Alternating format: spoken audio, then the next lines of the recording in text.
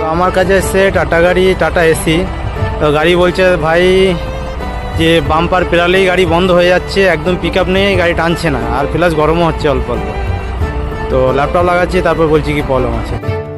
হচ্ছে তোমার ওই গাড়ি বাম্পার পেরোলে মানে রিজেকশনটা মানে আসছে গাড়িটার, রিজেকশন ওই ডিএফএল লাইট জ্বলে যাচ্ছে আর গাড়ি বন্ধ হয়ে যাচ্ছে, পিক আপ ছেড়ে দিচ্ছে। 5 নম্বরে পঞ্চাশে বেশি উঠছে না আর গাড়ি টানছেই না একদম না।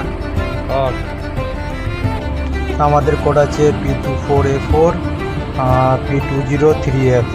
আমাদের মেইন প্রবলেম হলো গিয়ে যে স্রুট লোড অতিরিক্ত হয়ে আছে, 73% স্রুট লোড আছে, প্লাস আমাদের ডিএফ যে আছে তার কোয়ালিটিও প্রবলেম আছে। তো আমরা ডিএফ চেঞ্জ করবো আর গাড়িটা পুরো সাইলেন্সার চেক করবো, স্রুট লোড এত একটু কেন, একবার রিজেকশনও তার সাথে করে দেবো।